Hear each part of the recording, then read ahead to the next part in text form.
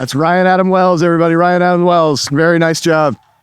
And a hell of a great story. It was written by Andrew Cosma. I don't know, I'm a bartender. I've been in a few situations like that, and that resonated with me. It doesn't matter how we react in those ones. You're never happy with the way that it goes. That was our third story. Are you ready for our fourth?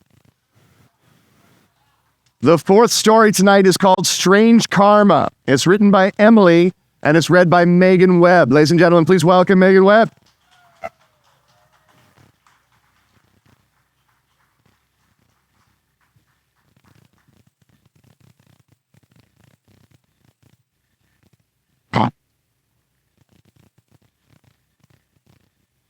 There's an old skit on Saturday Night Live where a comedian asks random off-the-wall questions like, have you ever accidentally watched porn in the lobby of your dentist's office? Well, I have. Oddly enough, I have. Perhaps I should start over. You see, the thing is, I believe I've acquired some sort of karma that tends to work itself out with being in awkward or, dare I say, comedic situations.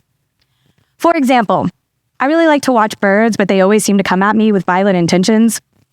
If I walk by people playing some kind of sport ball, I, out of everyone around, will always get smacked in the head with that ball.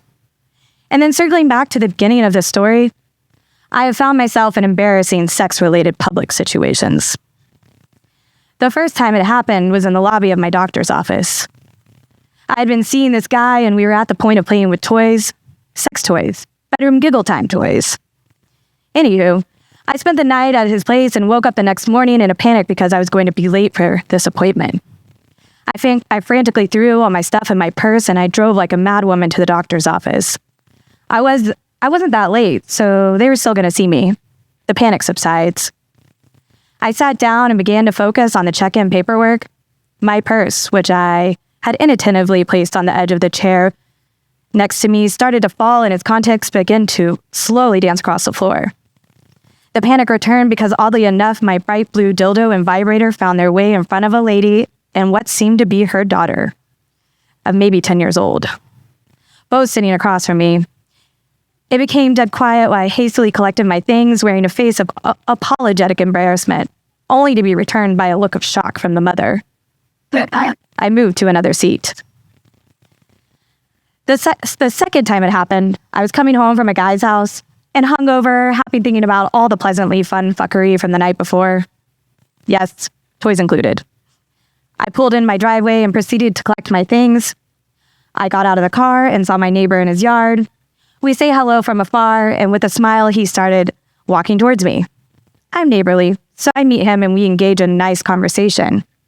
He's smiling, I'm smiling, a chuckle here and there. But I noticed that ever so often, his eyes would look downwards. I didn't think it was weird. I just assumed he was looking at my grass or something. But then a few minutes into it, my arm brushed against my hip and I felt something didn't feel right. Alarms started going off in my head and I felt my face starting to change. I told him, it was nice chatting, but I'm gonna head in. He laughed a little and said, yeah, it was great chatting with you too. I entered my house, closed the door, and looked down at my hip, only to see that at least half of the dildo I had stuffed in my pocket was hanging out. I'm pretty confident that's what triggered his chuckles.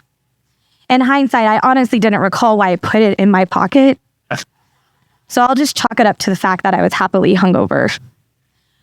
Recently, another event took place which inspired me to reflect on these odd karmic experiences. I woke up feeling frisky one day, so I took a break from work. I grabbed my phone, watched some porn, did the deed, and logged back in just in time to join a meeting. Working remotely has its advantages. Anywho, later that day, I made my way to the dentist's office for an appointment. Checked in, sat down in the waiting room. I pulled up my phone, clicked on Google, and because I wanted to check on something on Amazon. At that moment, the door exam room's open, and I look up because I thought they were going to call me. Funny enough, the Google browser that opened up was still on the porn site. The volume on my phone was all the way up. So while my eyes were on the door, the sound of people banging it out started echoing through the waiting room. There was no mistaking what it was. All eyes looked in my direction as I fumbled with my phone to turn the volume down and shut it off.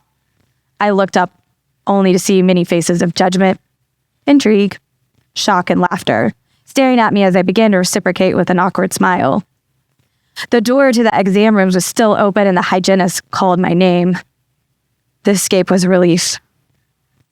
I honestly don't know if it's karma. I mean, if everything that comes around goes around, then what did I do to be terrorized by birds, hit in the head by balls, or have my pervy experiences be shared with the world?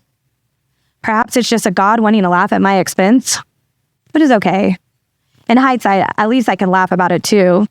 It builds character, and maybe even makes for a good story.